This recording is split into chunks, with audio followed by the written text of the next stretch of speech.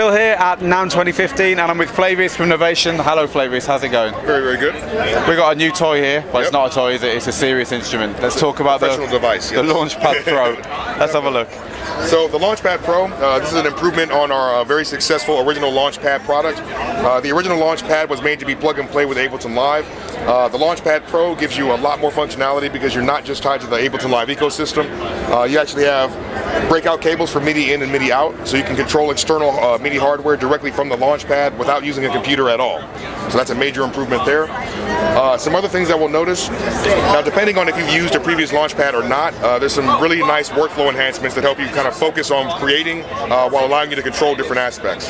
For instance, you have a dedicated volume button for your volume faders, pan button for your pan pots, and a send button for your sends. And if you hold these down and let go, these are momentary toggles that allow you to jump into that mode and quickly go back to launching clips in a session view. If you just press it, you stay in that mode. So it's very easy to get back and forth. If I navigate over here, I have a track that's set up that I can arm. And if I arm this track, there's an instrument on here called a drum rack. If you arm a track that has an instrument on it, you can go into your note mode to start controlling that instrument. So these are all the sounds in my drum rack, and I can start recording very, very easily. What I'll do is I'm going to go ahead and start playing a clip. It's a hi-hat sound that I have playing, and I'm going to go back to my note mode, and I'm going to start adding some drums to this little hi-hat sound that's playing. So you can turn on your metronome here with the click button, so help you keep time. When I'm ready to start recording, I have a dedicated record button right here. It'll create a clip for me and start recording into that clip. So, let me get ready. So we recorded that. I'll turn my metronome off now. So if I want to add more stuff to this clip, I can overdub into that same clip. I'll find a sound that I want to record. And when I'm ready, I'll overdub. So we got that going now.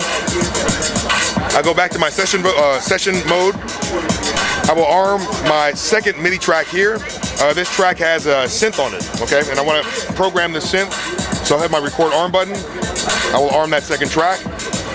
Now if I go back to my note mode, now I am in what's called a chromatic note mode. So the purple buttons are going to show you the root note of whatever key that you're in. By default, the key is C. The buttons that are lit up are like the white keys on the piano. The black keys are like the black keys on the piano. We can offset the root note by using these arrows here. And my song is in F sharp, so I'm offsetting it by 6 semitones.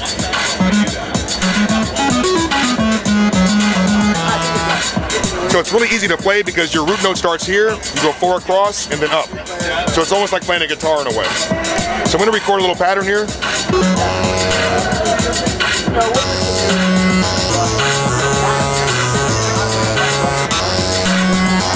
We got that going.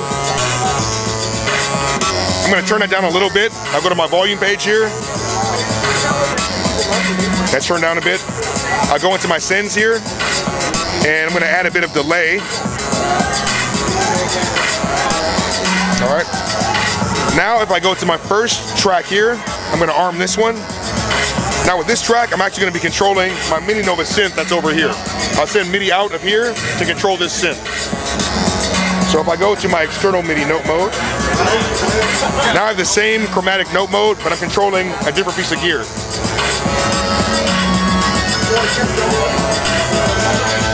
So when I'm ready, I'll record this as audio.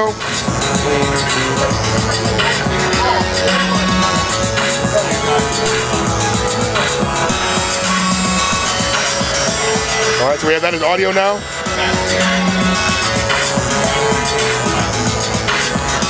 What I'm going to do now is go to my master track. I have audio all going through this track. I can select it by hitting this track select button. I've selected that track now. So any effect on this track can be controlled with my device button.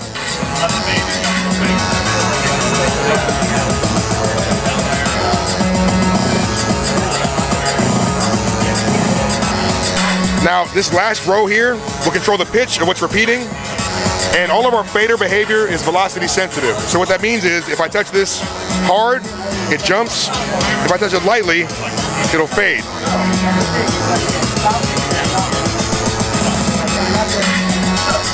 So I'll go back to my session mode here. I'll go into my volume page. and I can lightly touch to fade the volume out of all my sounds. Or I can hit it hard and make it stop like that. So you have a lot of control over Ableton Live and also over your external MIDI devices, all from this little box. So I was watching you there and you didn't even look at the screen once. In fact, the screen went to screensaver halfway through that demo, and right. Clearly it's possible to control software without even needing to look at your screen once you're familiar with the way it interfaces. Definitely. So a lot of control without needing to screen gaze and get all tied up in mouses and clicks and so on. Well, I mean, the idea of having a performance instrument as a MIDI controller means that it should allow you to play without looking at a computer. You can focus on performing. So I think we've done a pretty good job of doing that here. I think we've done a really good job, actually. So awesome. Yeah. Well, thank you very much. There's the Launchpad Pro from Novation here at the NAMM Show 2015.